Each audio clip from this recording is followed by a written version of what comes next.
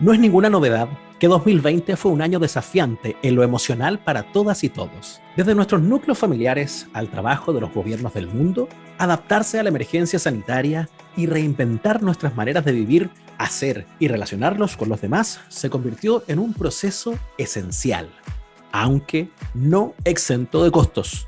Pensemos, por ejemplo, en uno de los pilares de nuestra sociedad, la educación. En cada escuela del país se vivió una profunda transformación, equipos que debieron hacer frente a la incertidumbre, la distancia y nuevas dificultades para no dejar de acompañar a los estudiantes en su desarrollo educativo. Sin duda hubo angustia, hubo frustración y mayores cargas de estrés, sin embargo también se generaron espacios únicos para desarrollar la creatividad, la empatía y la resiliencia de estas comunidades educativas que, pese a la imposibilidad de abrir las escuelas como espacios físicos, encontraron la forma de seguir siendo comunidad y educar a sus estudiantes. Vamos a hablar de estas buenas prácticas, de historias de éxito y superación, con la mirada puesta en otro año escolar y, por supuesto, nuevos desafíos, porque el 2020 que dejamos atrás también nos impulsó a volver a mirar el proceso educativo para encontrar una gran certeza. El aprendizaje no es posible sin el bienestar socioemocional. Bienvenidos y bienvenidas a Emociones Primero, un podcast de Educación 2020. Hola, ¿qué tal? ¿Cómo están? Mi nombre es Ignacio Lira, soy periodista y comunicador radial y una de las voces que van a escuchar en este primer capítulo de Emociones Primero de Educación 2020, un podcast para hablar de la importancia de la educación socioemocional. Hola, soy Isabel Tolosa. Hola, Ignacio. También soy periodista, también soy comunicadora, soy actualmente la subdirectora de comunicaciones de Educación 2020. En esta organización lideramos esta campaña junto a la Embajada de Estados Unidos y tenemos mucho que decir. Hay 2.900 personas que ya han descargado estas guías para poder saber qué hacer en su casa, para saber qué hacer con tus hijos, con tus estudiantes, los profesores entre ellos, los directores, sobre qué hacer, cómo contener en esta pandemia que nos ha dejado con muchas preguntas sobre la educación socioemocional. Junto con saludarte, Isabel, quisiera preguntarte lo que significa una campaña como esta, poner el acento en las emociones, porque es evidente que a todos nos afecta una emergencia sanitaria como esta, pero la educación es un tema particularmente sensible. Mira, nosotros estamos en 40 establecimientos en este minuto trabajando en terreno, con liceos profesionales, estamos trabajando con escuelas básicas y secundarias, y quizás la palabra que más se repite dentro de los docentes es ¿cómo contengo? ¿Cómo resuelvo este problema? Muchos durante el 2020 quisieron también saber qué hacer para entender cómo estaba el otro. Y esta campaña ha venido a decirnos a todos y a todas que no está mal sentirse mal, que tú puedes decir, sabes que no estoy tan bien y no pasa nada. Ha venido a decirnos, pónganles palabra a lo que están sintiendo. Y lo que hizo esta campaña fue recoger además buenas prácticas, 80 buenas prácticas de las cuales nosotros destacamos 15, de personas que hicieron cosas, Nacho, pero súper sencillas, como tan simple como preguntar ¿cómo estáis? ¿Cómo te sientes? Una cosa que parece tan básica, ¿no es cierto? Pero que hay que hacerla, sobre todo en la pandemia. No es solo quedarse con un discurso invitando a tomar buenas medidas o a hacerse cargo, sino mostrar que se puede, mostrar que hay gente haciéndolo. Nosotros usamos mucho el ejercicio del oxígeno de avión, ¿no es cierto? Si quieres ponerte el oxígeno, póntelo tú primero y después a tu hijo, claro, o al niño. Esto es lo mismo, cuídate tú primero para poder cuidar al otro. Usamos mucho ese ejercicio. Vamos a hablar de educación emocional, vamos a llevarla a la práctica. Y para eso, qué mejor, como le decían a uno de chico, que predicar con el ejemplo.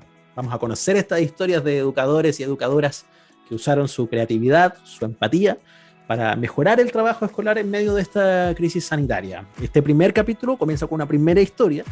Nos va a llevar a la comuna de La Pintana, en la región metropolitana, para conocer a Maritza Contreras Salas, que es la directora de un colegio, el colegio Jorge Uneu Segers en La Pintana.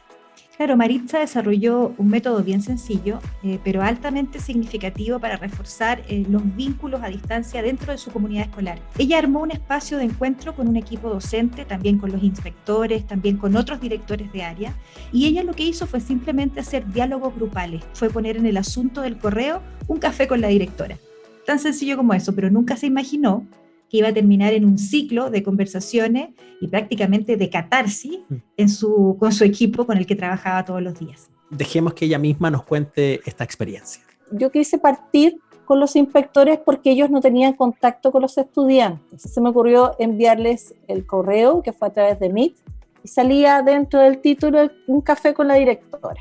Yo creo que en ellos generó curiosidad y aceptaron esta invitación, que yo recuerdo que fue alrededor de casi las 2 o 3 de la tarde.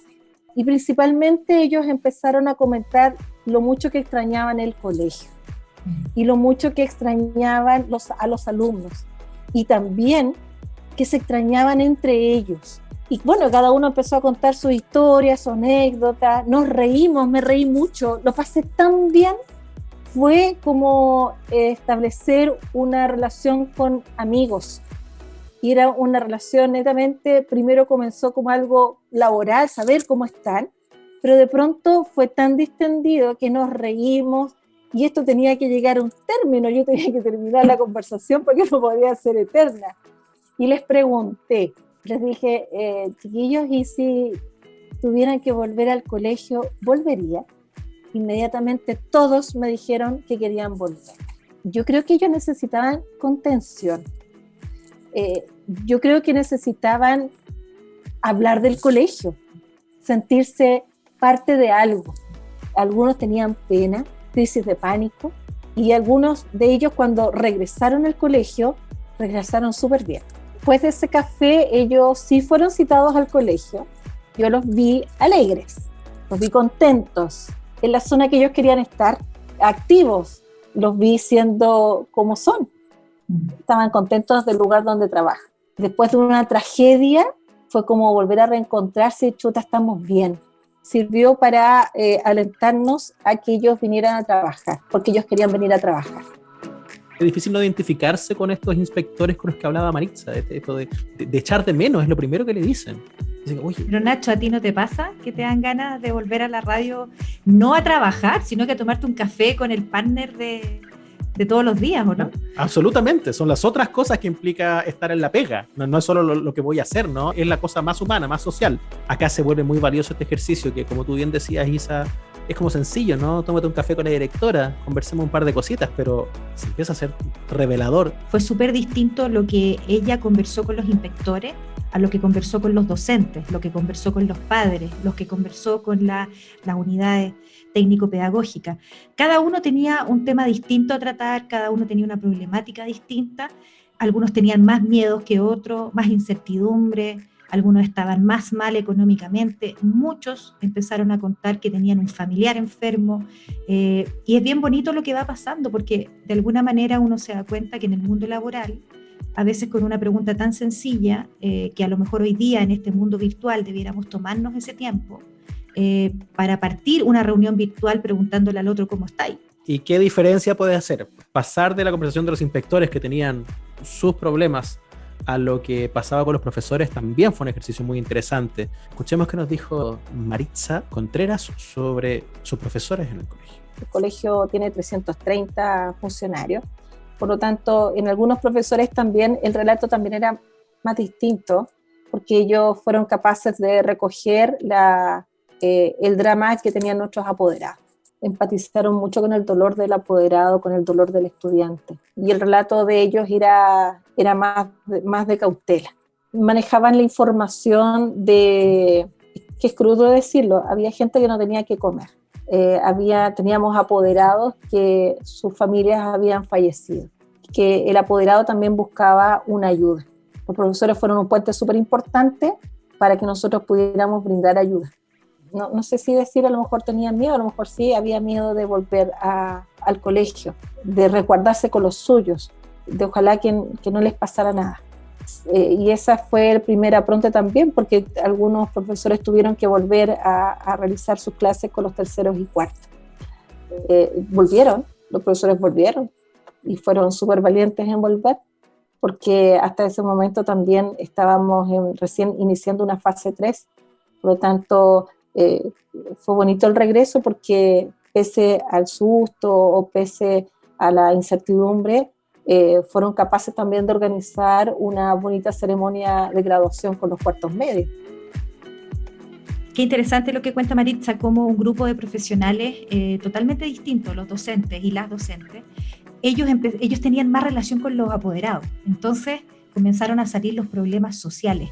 Es bien interesante ver cómo los colegios llegaron con ayudas sociales a las familias mucho antes que el gobierno, mucho antes que un montón de organizaciones, porque al tener una comunidad de alguna manera, yo diría como catastrada, ¿no es cierto? Como preguntar cómo estás, puedes rápidamente saber qué le falta.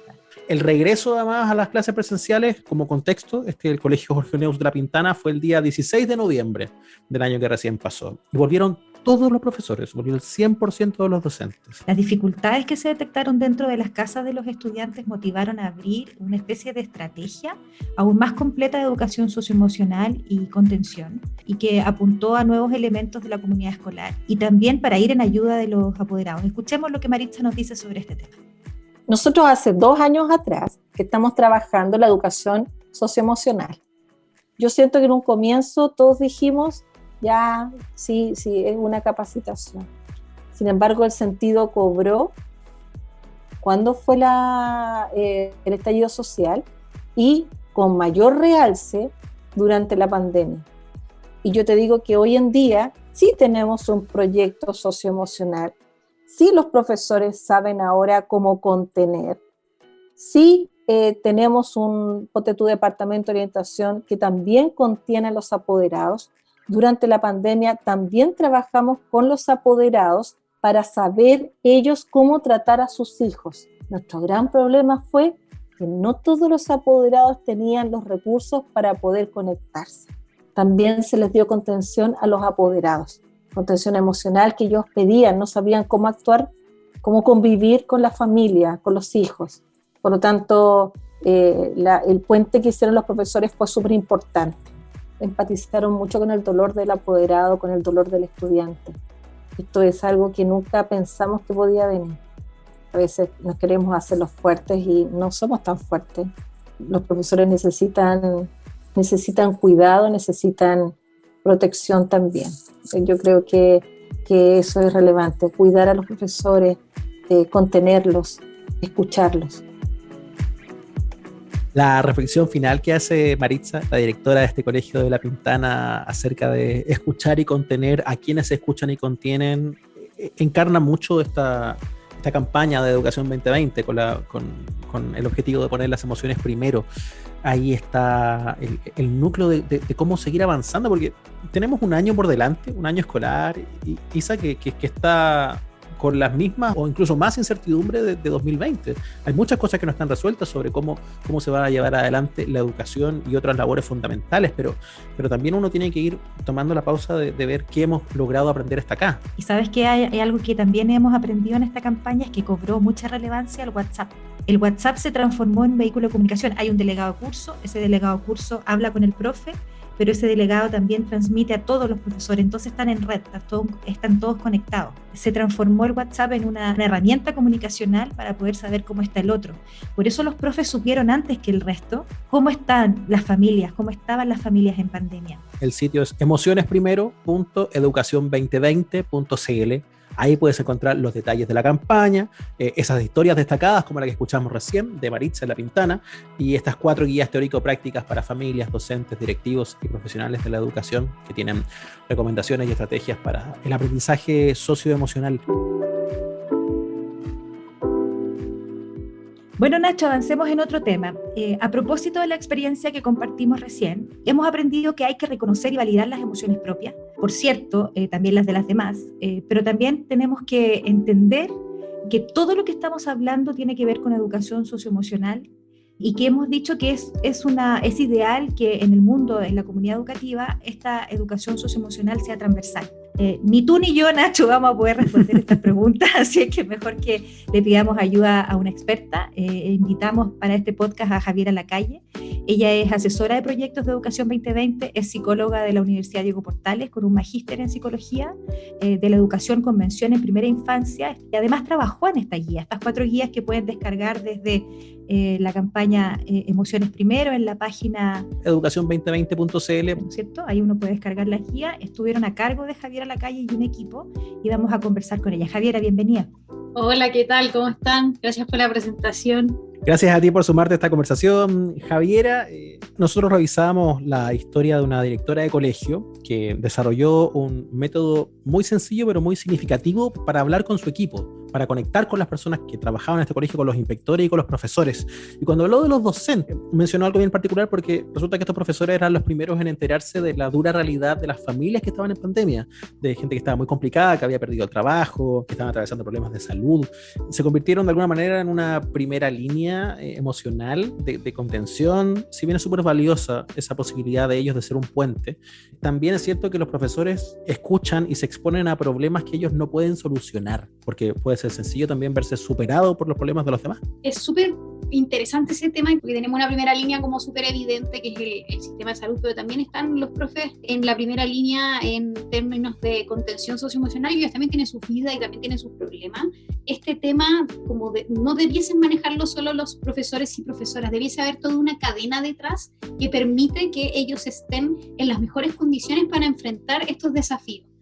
Entonces, en ese sentido, esta preocupación debiese ser institucional, debiese ser de la escuela, para que el profesor o profesora esté bien al momento de vincularse con él o la estudiante. Hayan un montón de decisiones institucionales previas que permitan eso. Por ejemplo, trabajar muy de la mano del equipo de gestión.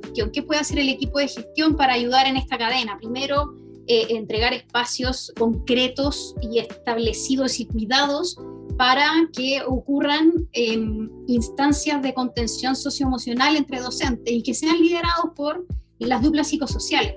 A través de estos espacios, los y las profesoras pueden ir compartiendo qué es lo que les va ocurriendo y se van sintiendo contenido y contenida, y también pueden ir desarrollando ellos mismos habilidades socioemocionales para enfrentar estas situaciones que pueden estar viviendo nuestros estudiantes. También se pueden hacer situaciones de juegos de roles con profesores, donde se les puede poner en ciertas situaciones. Por ejemplo, te enfrentas a un estudiante, estás en una clase y te das cuenta que llega la madre en una actitud muy violenta y apaga su cámara y desaparece. ¿Qué harías? Entonces, tomar decisiones entre todos y todas y colaborar en pensar ese caso y hoy a mí me pasó algo parecido, y entonces compartir esas emociones y esas situaciones pueden permitir que esta primera línea, que son los equipos docentes, se sientan más preparados para enfrentar esta situación. Entonces tiene que ocurrir que la preocupación sea institucional para que esta primera línea efectivamente esté preparada para esto, porque nadie nos preparó para esta pandemia, y si no lo hacemos entre todos y todas es más difícil. Javi, hay una idea central tal vez en la campaña, que es fundamental que los adultos estén bien para que puedan generar un bienestar a un niño o a una niña. ¿Cómo evitar que la importancia de estar bien se convierta en una presión extra? En el fondo, tengo que estar bien para que mis hijos, para que mi estudiante no se sienta mal, en el fondo, pero yo no estoy bien. ¿Cómo se hace? Yo puedo tener todas las ganas de estar bien y simplemente el contexto en el que estamos viviendo no nos va a permitir eventualmente, con solo declararlo, lograrlo, ¿no? Mucha gente ha perdido vidas en el camino, mucha gente ha perdido el trabajo. Estar bien como adultos y adultas para cuidar a niños y niñas se transforma en una presión, y es cierto. Ahora bien, ¿qué es lo que nosotros hemos estado trabajando? El concepto de la máscara de oxígeno, que ocurre este evento cuando los aviones están perdiendo presión en la cabina, te dicen que tienes que ponerte tú primero la máscara de oxígeno para entregársela al niño o a la niña. Es decir, tú tienes que estar bien para entregarle ese bienestar a ese niño o a esa niña. Y más que estar bien, yo diría que esta máscara de oxígeno es, en el fondo, cuidar nuestro propio bienestar socioemocional como adultos y como adultas, para lograr generar un ambiente propicio para el desarrollo de los niños, niñas y adolescentes. ¿Qué significa? Es como cuidar este bienestar socioemocional. Yo me atrevería a decir que tiene que ver con estar en un estado como de constante autoobservación, de estar mirándome, qué estoy sintiendo, ponerle nombre a esas emociones que estoy sintiendo, poder identificarlas. Estoy sintiendo pena, estoy sintiendo rabia, y gestionarla, ¿sí? ¿Qué quiere decir esto? Gestionar una emoción significa como buscar una manera de encontrar el alivio. Ese alivio se puede encontrar de diversas maneras, va a depender de cada persona y de cada emoción también, pero puede ser llorar en algunas oportunidades, y por qué no hacerlo si me hace sentir mejor.